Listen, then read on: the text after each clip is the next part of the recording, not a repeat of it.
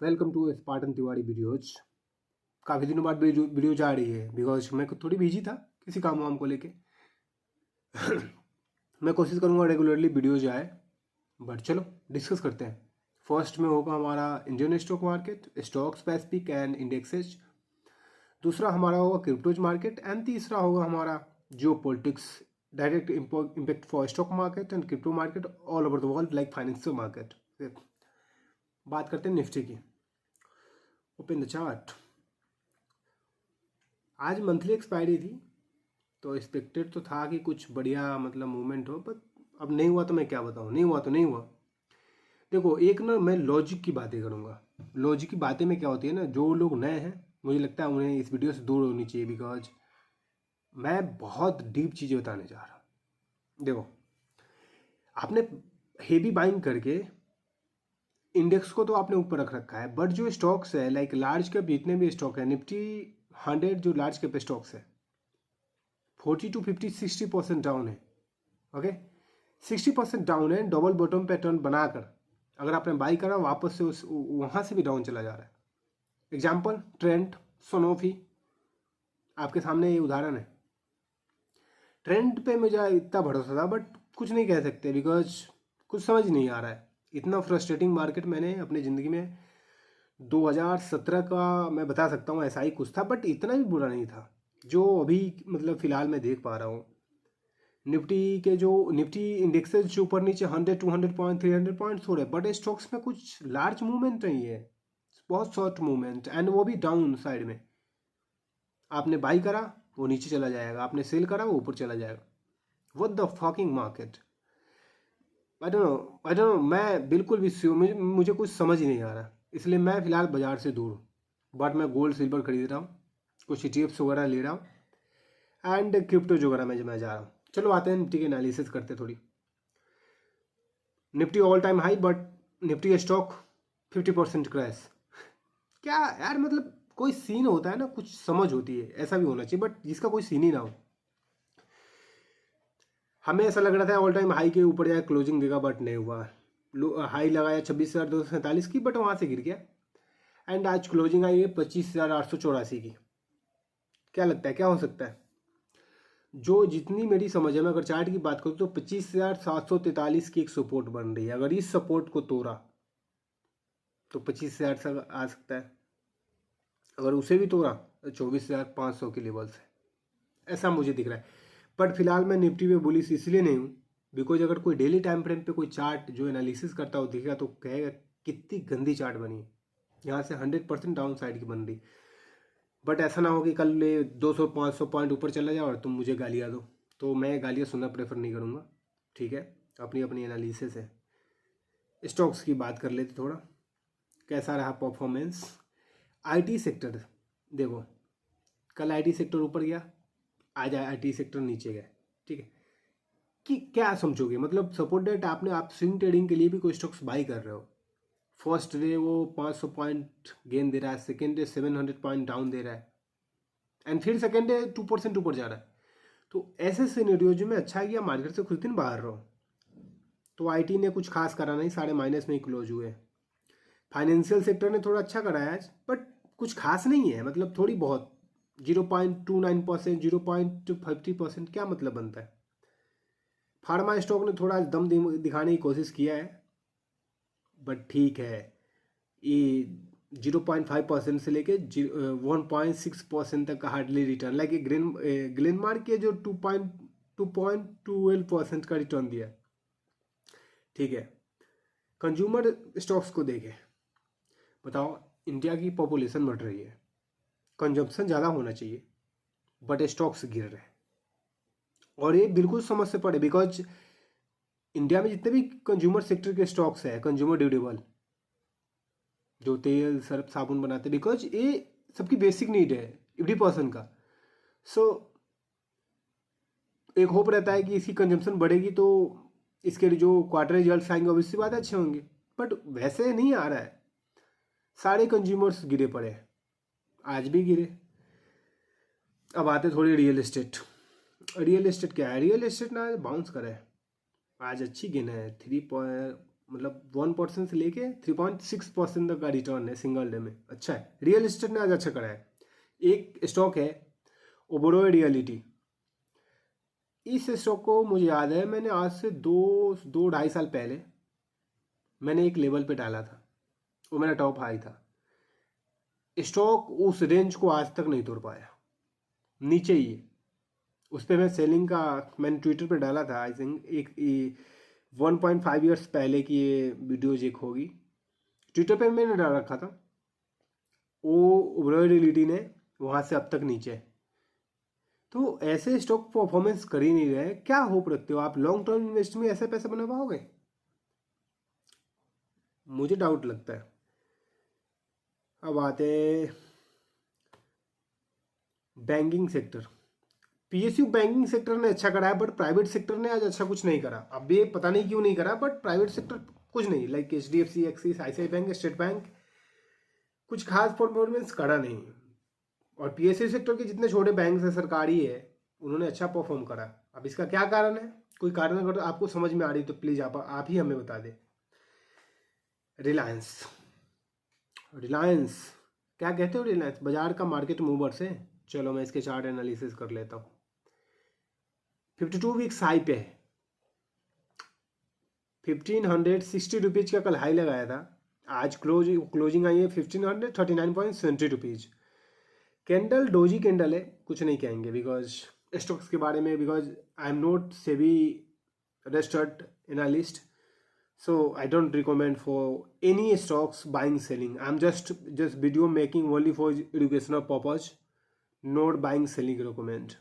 So अपनी analysis करके ही कुछ करो। मैं बस वीडियोज इसलिए बनाता हूँ जो मेरी समझ है, शायद आपके पास भी ऐसा कुछ हो। आते पेंट्स, जो पेंट वगैरह कंपनियाँ है, हाँ ठीक है, मिला जुला है, थोड़ी बहुत ऊपर थोड़ी बहुत नीचे।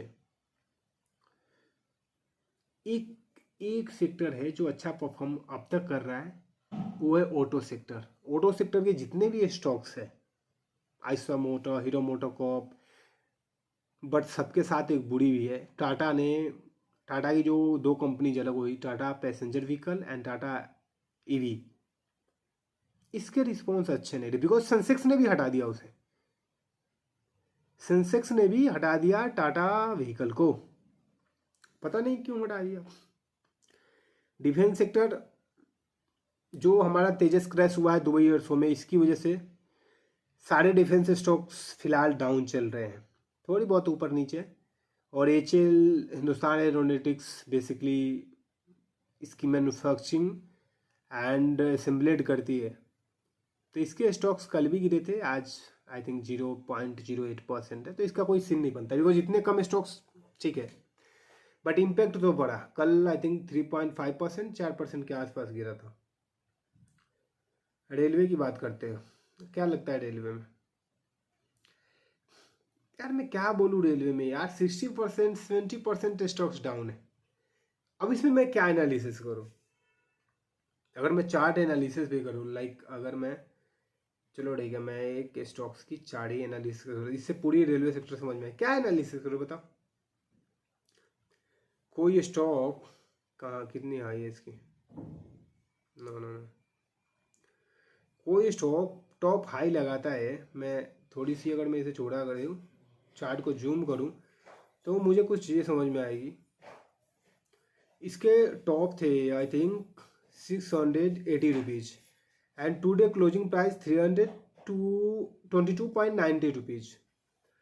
ऐसे सिनेरियो जो क्या कहेंगे, because stock almost 60 to 65% crash है। तो इसमें क्या एनालिसिस करूँ? अगर चार्ट एनालिसिस करता भी हूँ या फिर मैं इसमें कोई डाटा एनालिसिस करता हूँ, तो आई don't no, I am not sure कि हाँ यहाँ से बैक बाउंड करेगा, बट ये लेवल सपोर्ट के ओवरऑल रेलवेज के लिए लेवल्स जो है सपोर्ट के, बट मैं प्रेफर इसलिए नहीं करूँगा बिकॉज कोई चार्ट समझ नहीं आ रही है। अगर मैं इसको स्विंग लो भी देखूँ तो स्विंग लो से बहुत ही just normal, so I am not sure कि हाँ ये हम बाई कर सकते हैं या नहीं कर सकते हैं, because I am not sure. Adani group of stocks को देखेंगे तो इसके भी ऐसा ही कुछ है, बिकॉज थोड़ी बहुत डाउन थोड़ी बहुत अप, कोई सीन समझ नहीं आ रहा। और डिफेंस स्टॉक के बारे में बता दिया। वो तेजस क्रैश हुआ दुबई एयरसो में, जिसकी वजह से ये हाल है हमारा। आईटी भी हमने डिस्कस कर लिया।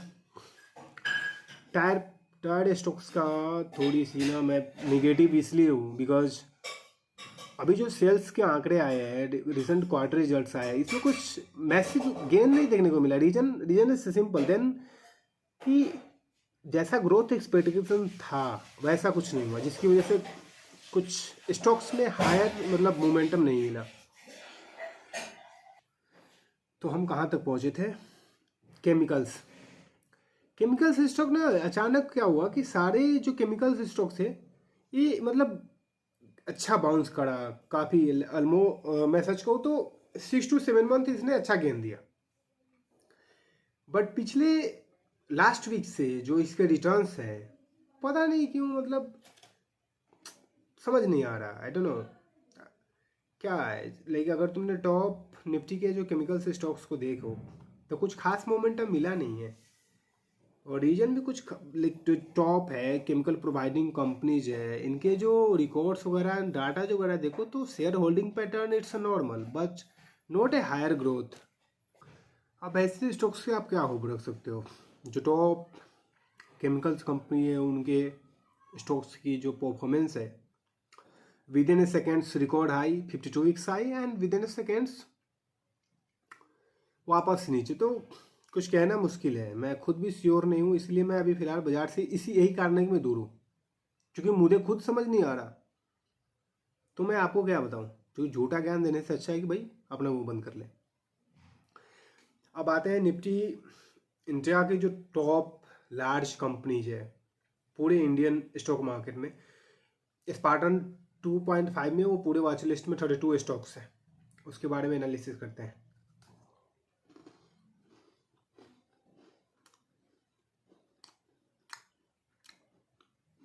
इसके भी रिटर्न कुछ खास नहीं है, बस कुछ स्पेसिफिक सेक्टर को छोड़कर जितने स्टॉक्स के प्राइस है उस हिसाब से देखो तो परसेंटेज वाइज बहुत कम रिटर्न्स है। एंड जो ज़्यादातर स्टॉक है उनके रिटर्न्स निगेटिव में है। अब इससे मैं क्या करूँ? इंडिया की जो टॉप लार्ज कंपनी है इसके ऐसे हाल है तो इससे क्या एक्सपेक्ट करते हो आप? तो कुछ नहीं कह सकता इसे।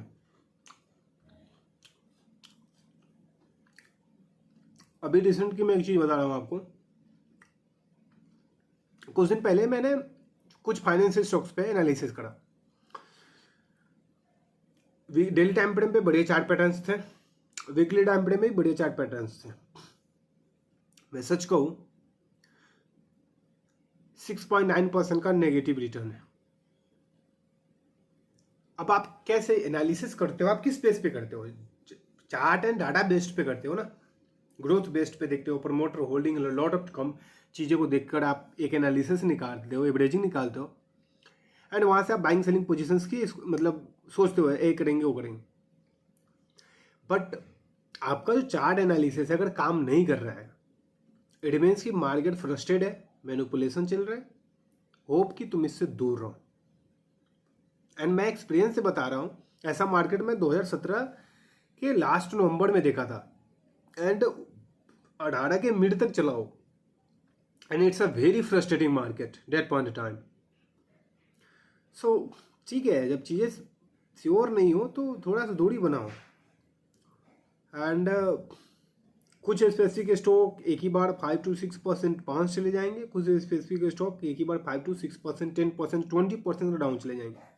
एंड देन यू रियलाइज कि mister doing wrong because I am 100% sure you buying A strategy perfect. कुछ टेक्सटाइल कंपनीज है लाइक जो टॉप टेक्सटाइल कंपनी है वो पता नहीं क्यों बाउंस कर रहा है। मैं सच कहूँ कुछ दिन पहले आई थिंक 2.5 मंथ पहले या 3 मंथ होगा, मैंने टेक्सटाइल स्टॉक को बहुत अच्छे प्राइस पे पकड़ा था। ऑलमोस्ट यहाँ से 40% नीचे प्राइस पे पकड़ा था मैंने, बट कुछ प्रॉफिट बुक कर पाया। देखो सबको तुम्हारे को 100 पॉइंट नहीं मिलेगा दोस्त। तुम्हें ऐसा लगता है कि तुम सारे पैसे लेना चाहते हो, but it's no never possible reason simple है कि आप पूरे पैसे बाजार से नहीं ले सकते ना। ठीक है, आपको कुछ पैसे मिलेंगे, मार्केट आपको देगा, बट आप चाहते हो कि पूरे पैसे मेरे ही पॉकेट में। ऐसा नो, इट्स अ फेक। ये इंस्टाग्राम पे ही अच्छा लगता है, ट्विटर पे एंड टेलीग्राम पे अच्छा लगता है स्क्रीनशॉट शेयर करने में। जैसे कल रात को कल शाम को मैंने ट्विटर पे अपना पोजीशन स्क्वायर अप करा स्विंग ट्रेडिंग का, और मैंने डाला स्पार्टन तिवारी। जाकर ट्विटर आप चेक कर लेना, लिंक भी डिस्क्रिप्शन में है। अगर आपने फॉलो नहीं किया तो कर ले, बिकॉज पूरे जियो पॉलिटिक्स एंड फाइनेंशियल मार्केट की बहुत पहले अपडेट करता हूँ मैं। शायद मुझे लगता है मुझे इसकी अच्छी नॉलेज है, अभी तो शायद आप ही बता पाएंगे, बट मुझे ऐसा लगता है। तो टेक्सटाइल स्टॉक फिलहाल नेगेटिव है, आई डोंट नो, क्योंकि ये सेक्टर पैसिफिक के स्टॉक्स, सेक्टर पैसिफिक एनालिसिस है, स्टॉक पैसिफिक तो है नहीं, तो हो सकता है कि आपको थोड़ी बहुत डाउट हो। कंज्यूमर का बता दिया, फाइनेंशियल सेक्टर ठीक ही चल रहा है। रिन्यूएबल सेक्टर का क्या है? रिन्यूएबल सेक्टर में देखो क्या ना, कई सारी चीजें हैं। अगर मैं रिन्यूएबल सेक्टर को देखूं, नॉर्मल है, कुछ खास मतलब रिटर्न नहीं है। जो कंज्यूमर सेक्टर है हमारा, कंज्यूमर ड्यूरेबल, कोलगेट पोलिमो इसमें सबसे टॉप पे आती है। कोलगेट, एंड्रेंट, Sanofi, Britannia and lot of companies, but इनके स्टॉक्स भी देखो कितने डाउन है। निफ्टी लार्ज कैप का हिस्सा है, बट इनके स्टॉक्स की परफॉर्मेंस रेशियोज देखो, तुम्हें डाउट होगा अभी ये कैसे हो सकता है, बट नहीं, यही सच है। हॉस्पिटल, हॉस्पिटल भी वैसा ही है। फाइनेंस कुछ नहीं कर सकता यार, मैं कहूँ क्या, कुछ कहने के लिए भी तो कुछ होना चाहिए। मेरी खुद की पोर्टफोलियो अगर मैं दिखाऊँ, नहीं वो तो नहीं दिखा सकता ना, वही तो सबसे ज़रूरी चीज़ है, बिकॉज सेबी अलाउ नहीं करता। मैंने ये छोटा सा एक ट्रेड आज लिया था, थोड़ी बहुत बना, फिर मैंने छोड़ दिया। हमने नहीं, एक ट्रेड बन गया, थोड़ी बहुत ठीक है, मेरे को ज़्यादा नहीं चाहिए। आईपीओ आने वाले देख लेना, SSMD agrotech India, what IPO. चलो इसकी थोड़ी एनालिसिस कर लेते, क्या ऐसा है? नहीं भाई, ये तो एसएमई आईपीओ है, मुझे लगा ये नॉर्मल आईपीओ होगा। एसएमई आईपीओ है, नहीं भाई, इसमें तो जाना ही नहीं है, बिकॉज ये पागलपन मुझे खुद समझ नहीं आता, तो मैं आपको क्या बताऊँ। चलो, अब हमारा काम जोरोदा खत्म हो गया, अब हम थोड़ी आते हैं धन पे आ जाते हैं। धन को देख लेते हैं, क्योंकि मैंने डिफेंसिव चीज़ों में क्या क्या ऐड कर रखा हूँ, क्योंकि मैं खुद खरीद रखा हूँ, इसलिए मैं तुम्हें अच्छे से बता पाऊंगा। क्योंकि मेरी पोर्टफोलियो चल रही है, तो मैं तो आपको अच्छे से सजेस्ट कर पाऊंगा एंड बता पाऊंगा। पोर्टफोलियो को डाइवर्सिफाई करना इसलिए जरूरी होता है कि आप जब कोरोना जैसा क्राइसिस आए या फिर कुछ ऐसा हो जाए जो मार्केट में बहुत ही बुरा है, तो आपको उस टाइम पे वो मदद करता है। कैसे बता रहा हूँ, अभी जो मेरी पोर्टफोलियो को डाइवर्सिफाई है, डाइवर्सिफिकेशन है, कैसे है मैं बता रहा हूँ, मैं देख ही लेता हूँ।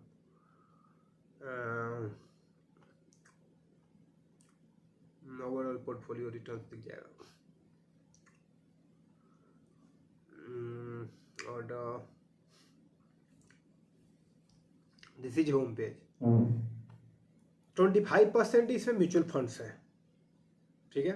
25% ETF है, गोल्ड के ETF है एंड सिल्वर के ETF है, एंड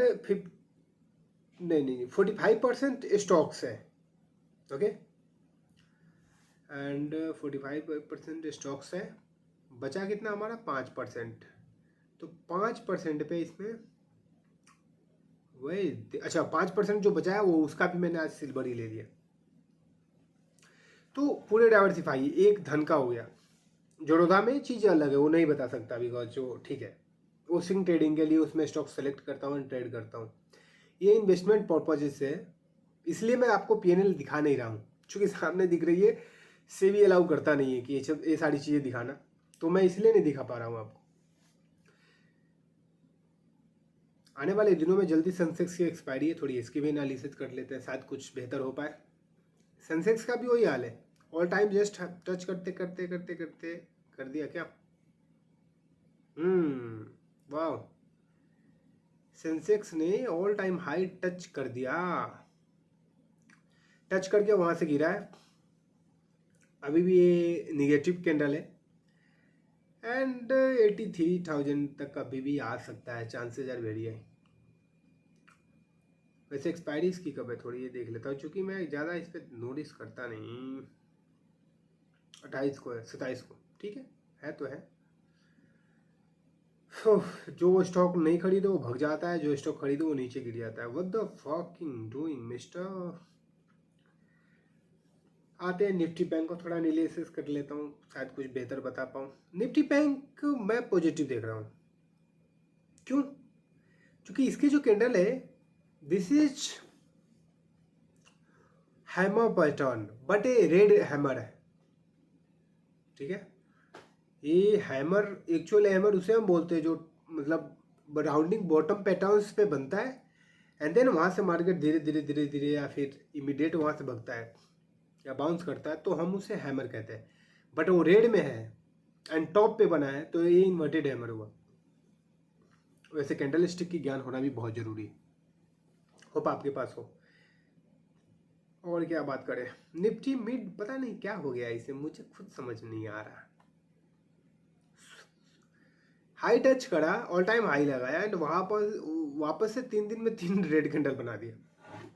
क्या एक्सपेक्ट करोगे यार, कुछ चीजें बेहतर भी तो होनी चाहिए ना, ताकि मतलब सिर्फ कहना अच्छा लगता है बट एक्चुअल में चीजें जब खराब होती है ना तो बुरा लगता है।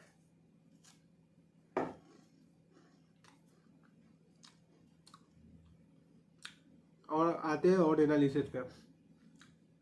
क्रूड ऑयल नॉर्मल है। क्रूड ऑयल दिसंबर की फ्यूचर क्यों गिर रही, नहीं गिरनी चाहिए थी भाई। गोल्ड दिसंबर का फ्यूचर क्या बात है, 1.18% बाउंस। सिल्वर का भी जो फ्यूचर है ऑलमोस्ट 1.32% बाउंस है। नेचुरल गैस का भी वही हाल है, क्रूड ऑयल भी वैसा ही है, ठीक है। डिपेंड करता है आप एनालिसिस कैसे करते हो। जो बेवरेजेज कंपनी है यूँ समझो जो दारू बनाती है, सिंपल सी चीज़ समझो, इनके स्टॉक्स के एनालिसिस अगर मैं तुम्हें बताऊं तुम्हारा दिमाग खराब हो जाएगा। 40 to 65% डाउन है अपने स्विंग मतलब टॉप हाई से, बेवरेजेज कंपनी। क्या चार्ट एनालिसिस करोगे, क्योंकि एनालिसिस तब करोगे ना जब चीज़ें बेहतर हो। जहाँ पे चीज़ें बेहतर ही नहीं है क्या एनालिसिस करूँ मैं, इसमें क्या बताऊँ ऐसा जो तुम एक ही रात में पैसा बना, क्योंकि मैं खुद नहीं बना पा रहा हूँ। जो स्टॉक्स के हाल पड़े हैं ना इंडियन स्टॉक मार्केट में, मैं टेलीग्राम का ट्रेडर हूँ नहीं कि झूठा बताऊंगा, मैं सच कहूँ हालत खराब है लोगों की। मेरी खुद खराब है तो मैं लोगों को क्या बताऊँ। कुछ समझ नहीं आ रहा, कुछ भी ऐसा नहीं हो रहा जैसा मतलब होप था।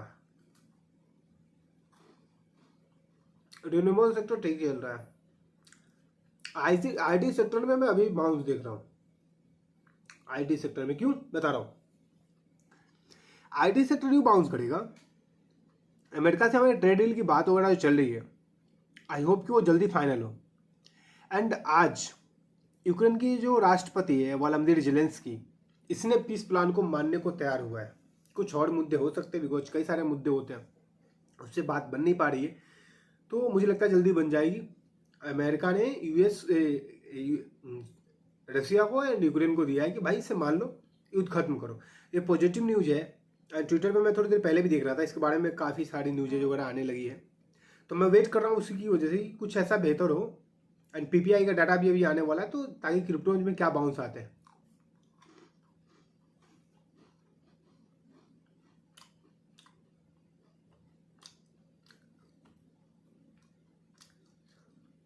सिल्वर ही अच्छा है, कोई फायदा नहीं है और इंडियन स्टॉक मार्केट में कुछ करने से। जो पुराने ट्रेडर है जिसे मार्केट में काफ़ी साल हो चुके, उससे जाकर पूछो मार्केट कितनी गंदी है। मैं सच कहूँ इससे गंदा और कुछ भी नहीं हो सकता, तो समझ ही नहीं आ रहा।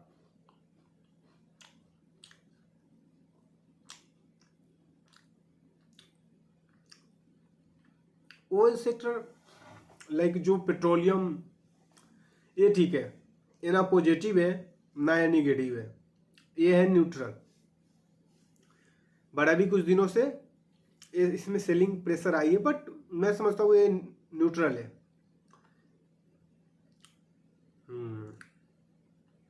अब देख लेते हैं, वही बताया था आपको, प्राइवेट सेक्टर की कुछ स्पेसिफिक बैंक्स वो पॉजिटिव, थोड़ी बहुत पॉजिटिव, बट प्राइवेट सेक्टर में ज़्यादातर जो लार्ज कंपनीज है वो निगेटिव ही रहे। हेल्थ केयर सेक्टर ना पॉजिटिव है ना निगेटिव है, तो क्या ही बोलूं। ठीक है, नॉर्मल नॉर्मल। रियल एस्टेट का तो मैंने बता ही दिया आपको। बताओ, डिफेंस स्टॉक, इतने महंगे स्टॉक की हाल हो। एविएशन सेक्टर के जो स्टॉक्स हैं उनके भी बुरे हाल है, वो भी पीटे पड़े। कुछ भी समझ में ऐसा नहीं आ रहा जिससे कि मैं पहले जैसा कुछ भी श्योर कर दूं कि हाँ ये सेक्टर में अच्छा बाउंस मिल सकता है। लेकिन मैं, चूंकि मेरे को खुद कॉन्फिडेंट नहीं आ रहा है, मेरे को कॉन्फिडेंस नहीं आ रहा है। लास्ट 13 ईयर्स मैं इंडियन स्टॉक मार्केट में एग्जिस्ट करता हूँ, ट्रेड करता हूँ, इन्वेस्टमेंट्स है हमारे, बट मुझे समझ नहीं आ रहा है कि मार्केट, जो मेरे जानने वाले जितने भी ट्रेडर लोगों को मैं जानता हूँ दिल्ली या दिल्ली के आसपास, कुछ भी समझ नहीं आ रहा। सबका ऐसा ही कहना, भाई क्या देखे, कुछ समझ नहीं आ रहा। क्योंकि कुछ करने के लिए भी तो कुछ समझ आनी चाहिए ना, क्योंकि पैसा लग रहा है।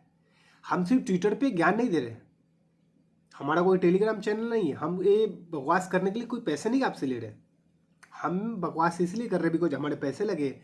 एंड जो मैं आपको बता रहा हूँ वो एक्सपीरियंस से बता रहा हूँ। ये नहीं बोल रहा हूँ कि मेरे को तुम 100 रुपये भेज दो और मैं वीडियोज बना के भेज दूँगा, मैं कॉल पुट दे दूँगा। मैं एक ट्रेड करता हूँ, मेरे पैसे लगे हैं, वो मेहनत की कमाई है मेरी, तो फ्री के नहीं है। तो मैं वो चीज़ आपको बताने की कोशिश कर रहा हूँ, क्योंकि मैं जो बोलूँगा इस बेस पे बोलूँगा कि मेरे पैसे लगे हैं। अगर ट्विटर टेलीग्राम पे अगर मैं आपको सिर्फ बताने की कोशिश करूँ, फिर तो फेक स्क्रीनशॉट बताने के लिए एक दिन में मैं 50 लाख का प्रॉफिट करूँगा, किसी दिन 2 करोड़ का करूँगा, किसी दिन 5 करोड़ का करूँगा। आपको व्हाट द फक, ये बंदा इतना पैसा बना रहा था, अंबानी को पीछे क्यों नहीं कर देता। बट ऐसा कुछ नहीं होता। जब आप अपने पैसे लगाते हो तो दिमाग बहुत टफ होता है, इसलिए आप इमीडिएट, कई बार ऐसा होता है कि मैं अपडेट नहीं कर पाता हूँ। रीजन सिंपल होता है कि भाई एनालिसिस करूँ या स्टॉक्स जो परफॉर्म नहीं कर रहे हैं उसकी ऊपर ही है कि तुम्हारे को वीडियोज बना के भेजूँ। समझ आ रहा है ना। तो जो एक्चुअल में ट्रेडर है उसके पास सच में टाइम नहीं है, और जो फेक ट्रेडर है उसके पास काफ़ी टाइम है। वो आपको वीडियोज बना के भेजेगा, छोटी छोटी क्लिप्स डालेगा, 5 स्टार होटल्स में जाएगा, पैसे उड़ाएगा, दिखाएगा आपको lavish life, luxury life, and then you influence कि भाई मेरे को एक दिन ऐसा ही लाइफ जीना है। भाई ऐसा नहीं होता यार, इस बात को समझो। मेरे लिए 13 साल, तुम्हारे लिए कैरियर बहुत इंपॉर्टेंट है, हमारे लिए भी करियर इंपॉर्टेंट है, बट मैं 13 सालों से यहाँ बैठा हूँ। तो तुम सोच सकते हो मैं मार्केट में कितनी बार pain, stress, depression, lot of thing, कितने बार वाइप आउट। मेरे 4100 बार हमारे अकाउंट बिलो हुए, वाइप आउट हुए। 4100 शायद 2 है, 4102 ऐसा ही कुछ था, मैं लिखा हुआ है, कभी मैं शेयर करूंगा वो। 4102 बार मैंने अकाउंट को जीरो किया है। तुम सोचो कितने पैसे होंगे। और तुम्हें लगता है कि शॉर्ट रन में पैसा बना लूंगा, एंड पैसा बनाना इतना आसान है। इतना आसान होता तो भाई कोई भी बना लेता, ये बहुत टफ है। क्योंकि मैं जो तुम्हें बता रहा हूं, I am talking only for reality, dark side of the stock market. Because लोगों को लगता है कि अगर मैं ये बता दूंगा तो यार मेरे से कोर्स कौन खरीदेगा। भाई मारे को कोई कोर्स वगैरह नहीं बेचनी है, मैं जो भी बता रहा हूँ अपने एक्सपीरियंस से बता रहा हूँ। एंड मुझे लगता है कि कहना आसान है, मार्केट बहुत ही मुश्किल है, काफ़ी समय आपको देना पड़ता है। Not a short term making machine, it's a long process, it's a boring process. And इसके साथ ही आपको चलना पड़ेगा, तो ही आप शायद सक्सेसफुल हो जाए, 1% में आ जाए। वैसे भी डेटा तो कुछ ऐसा ही कहता है। मैंने आज एक साथ पी लिया है, एनयूएसडीटी लिया है, और मैं वेट कर रहा हूँ पीपीआई का डाटा आने वाला है फर्स्ट। दूसरा, यूक्रेन के जो राष्ट्रपति वोलोदिमीर ज़ेलेंस्की शायद वो ऐलान करते एंड अमेरिका की तरफ से भी आ जाए, क्योंकि ट्रंप ट्विटर पे ट्वीट करने में कभी पीछे नहीं रहता है। उसकी अपनी एक सोशल मीडिया ऐप है जिससे आप शायद आप जानते होंगे, ट्रूथ सोशल। कुछ भी अनाउंस करने से पहले वहां पे जाके ट्वीट कर देता है।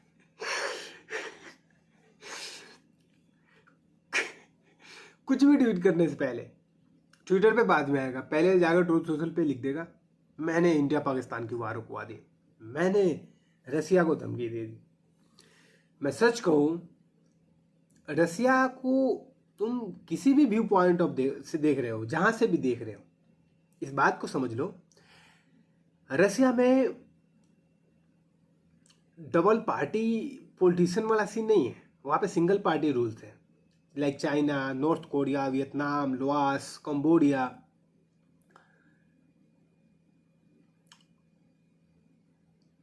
ब्रुनई, सऊदी अरब, पूरे अमीरात, मिडिल ईस्ट के कुछ कंट्रीज एंड रसिया। यहाँ पे सिंगल पार्टी है, यहाँ पे सिंगल पर्सन है जो पूरे कंट्री को अपने हिसाब से चलाता है। ठीक है, तो अमेरिका में क्या है, पीपल्स पार्टी है, रिपब्लिकन है, डेमोक्रेटिक है, सारे मिल के लड़ाई करते हैं। इंडिया का भी वही हाल है, बट रसिया में ऐसा नहीं है। तो आप इसे समझ सकते हो कि उसकी पॉलिसी कितनी स्ट्रांग होगी, और ये किसी के ट्वीट करने से इस पॉलिसी पे घंटा फर्क नहीं पड़ता। कहने के लिए बहुत मजा आता है कि मैंने वार रुकवा दिया। अबे तूने जब से आया है वार लगवा ही दिया, छुड़वाया कहाँ, खत्म कहाँ करवाया। तो कहने में बहुत मजा आता है, बट ऐसा कुछ भी नहीं। मैं तुम्हें एक बहुत समझदारी की चीज बताती है। अगर आप वीडियो में यहाँ तक आ गए हैं तो मुझे लगता है फिर आप जानने के आप हो सकता है कि आप काफ़ी समझदार हो एंड स्टॉक मार्केट को लेके काफ़ी एग्रेसिव हो, तो ही आप अभी तक के वीडियोस दिख रहे होंगे। आई होप, मुझे ऐसा ही लगता है। चलो बताता हूँ।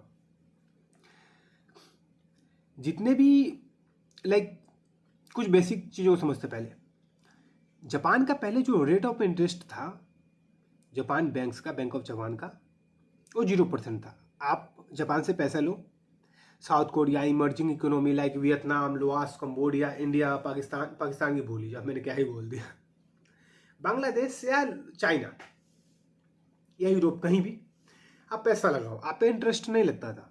बट जब से शिंजो आबे की ही जब गवर्नमेंट थी, वैसे शिंजो आबे रहे नहीं, वो वैसे इंडिया के तो काफ़ी अच्छे दोस्त थे वो, बट रहे नहीं, अनफॉर्चुनेटली उनको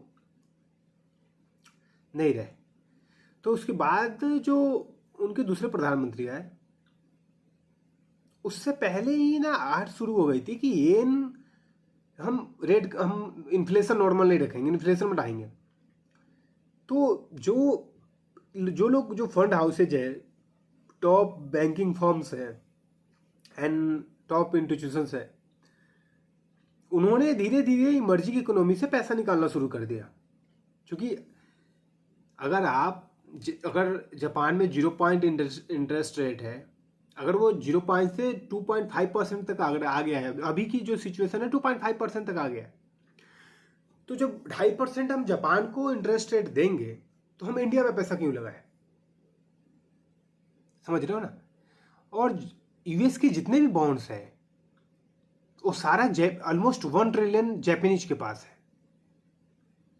ठीक है, और जब भी चाइना से अमेरिका थो मेमे करता है, जो चाइनीज, देखो मैं कहता हूं ना, चाइनीज क्यों आ गए, वो कंट्री को कंट्रीब्यूट ज़्यादा करना चाहते हैं। जब भी अमेरिका से दो मेमे होता है, जो चाइनीज इन्वेस्टर्स है वो बॉन्ड अमेरिकन मार्केट में फेंक देते हैं, यूँ समझो कि उठाकर फेंक देते हैं। तो अमेरिका कभी ये नहीं चाहेगा, बिकॉज अगर कोई बेचने वाला है, उसकी मजबूरी है बेचना, तो कोई खरीदने वाला भी तो होनी चाहिए सामने में। सबसे बड़ा बायर कौन है? China, Japan. तो जब चाइना से मामला बिगड़ता है तो जो चाइनीज इन्वेस्टर है वो फेंक देते हैं बॉन्ड्स को उठा के, उनकी माँ बहने कर देते हैं। इसलिए देखो, कितना भी हल्ला कर लो China China China, but China के सामने अमेरिका क्या करता है, क्या इज्जत है उसकी, वो तुम्हें भी पता है, हमें भी पता है, हम सबको पता है। ठीक है, तो जो जापान ने रेट इंटरेस्ट ऑफ रेट बढ़ा दिया तो 2.5% वहाँ देंगे। तो हम इमर्जिंग इकोनॉमी पे पैसा क्यों डालें, हमारे पास और भी ऑप्शंस है। तो पैसा यहाँ से निकाल के आप देख रहे होगे 2 से 2.5 सालों से FII लगातार इंडियन मार्केट से पैसा निकाल रहे हैं। अगर आप डाटा देखते हैं ईयरली बेसिस पे एंड क्वार्टरली बेसिस पे तो आप देखेंगे कि FII अपने पैसे निकाल रहे हैं, वो ले जा रहे हैं अपने US ले जाएंगे, US से बॉन्ड खरीदेंगे, क्योंकि उनको भी तो डर है ना। तो येन कैरी ट्रेड जैसे चल रहा है, थोड़ी बहुत भी अगर उथल पुथल हुई, जो बुरा हाल आप देखोगे ना, मुझे लगता है आप एक्सपेक्ट भी नहीं कर रहे हो। कोरोना में जो हाल हुआ था लोगों का, वो तो कुछ भी नहीं था, बिकॉज मार्केट कितना ही टूटा था, 38% टूटा था, सिर्फ 31%, 38%, और ये काफ़ी नहीं। तो फिलहाल मैं कुछ नहीं कहूँगा, बिकॉज आपकी अपनी समझ भी है, आप अपनी समझ भी डेवलप करते हो, एंड बहुत सारी चीज़ें। इंडिया में जॉब डेटा कुछ समझ नहीं आ रहा है, US में जॉब डेटा स्ट्रॉन्ग आ गया, क्रिप्टो की माँ बहने हो गई। क्या बोलूँ मैं, US की जो जॉब डाटा था, ऐसा लोगों को लग रहा था कि वो गिर के आएगा, वो उल्टा पड़ गया, बढ़ के आ गया, सारे क्रिप्टो फेंक दिया उठा करके किसी ने। क्रिप्टो में एक इम्पोर्टेंट चीज़ तो और बताना भूल गया मैं। देखो, जो बड़े पैसे हैं, लाइक बिग मनी है, इंस्टीट्यूशंस हैं, बैंकिंग है, वो उसने क्या करा कि क्रिप्टो को खूब बेचा। वो बिटकॉइन हो, इथेरियम हो, सोलाना हो, XRP हो, टीथर हो, बाइनेंस हो, और भी जो महंगे क्रिप्टो जो लार्ज कैप में जो आते हैं, जमकर बेचा किसी ने, खासतौर पे बिटकॉइन एंड इथेरियम में, बिटकॉइन में ज़्यादा। एंड जो 10 साल 15 सालों से बिटकॉइन में बैठे थे, उनको भगाने के लिए सारा गेम था कि भाई तुम निकलो, अब मैं घुस रहा हूँ इसमें, मैं लो प्राइस पे लूँगा, एंड लॉन्ग रन में मैं अपने हिसाब से क्रिप्टोज को ऊपर नीचे करूँगा। वही करा इन्होंने। अभी मैं देख लेता हूँ, ताकि आपके अंदर अगर कोई डाउट हो, कुछ क्लियरेंस जैसा चाहिए हो जो शायद आप नहीं ले पा रहे हो, तो शायद मैं आपको दे दूंगा। अभी मैं बिटकॉइन को देख लेता हूँ। Chart, this is bitcoin. इसे मैं वीकली टाइम फ्रेम पे कर लेता हूँ, ताकि मेरे को भी थोड़ी समझ में, या डेली पे ही रखते हैं, डेली ही काफ़ी होगा इतना समझने के लिए, इतना काफ़ी है, ठीक है। बिटकॉइन ने जो हाई लगाया है, रिसेंट में लगाया था $1,25,860, ठीक है। Sorry, I am really sorry to say. अभी जो बिटकॉइन चल रही है $87,686, इंडियन रुपीज में देखें तो ऑलमोस्ट चल रही है वही करीब 82 लाख के आसपास, 84 लाख के आसपास, ठीक है, इसी के आसपास घूम रहा है। एंड जो हाई लगाया था 1,25,08,60 का, अभी ये चल रहा है 87,07,770 का। क्यों? समझ से पड़े हैं, आई डोंट नो।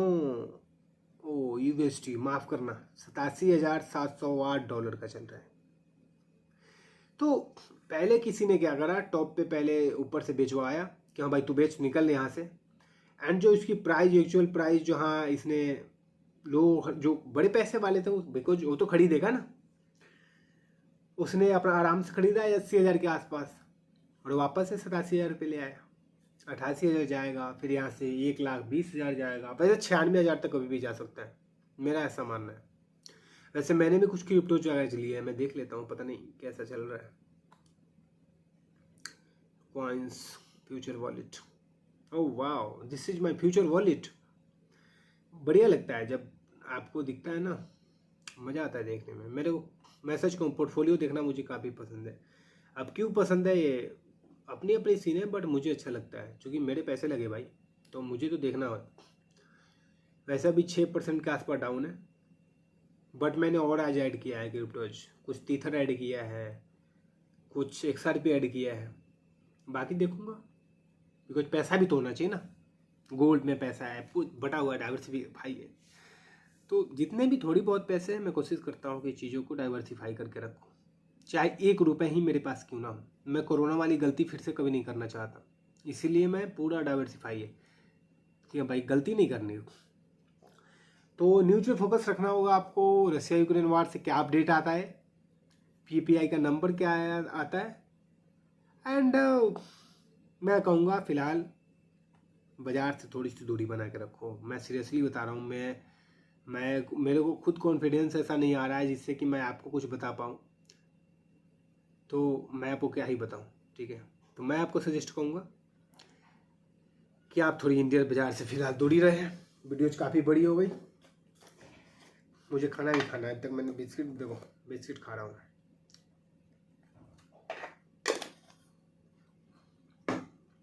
वीडियो करते खत्म। वीडियो ऑलमोस्ट 41 मिनट की हो गई। बाकी अगर आपने मुझे ट्विटर पर फॉलो नहीं किया, फॉलो कर लो, स्पार्टन तिवारी। इमीडिएट अपडेट करता रहता हूँ मैं। चैनल पे नए सब्सक्राइब कर लो। किसी स्टॉक्स के बारे में, मार्केट में कोई भी डाउट हो तुम्हें, इन्वेस्टिंग से, ट्रेडिंग से, आप कमेंट करो, मैं उसका रिप्लाई करूँगा। अगर ज़्यादा सीरियस हुआ तो फिर मैं उस पर स्पेसिफिक वीडियो भी बना दूँगा ताकि आपको कोई दिक्कत ना हो। Thank you so much. Good night.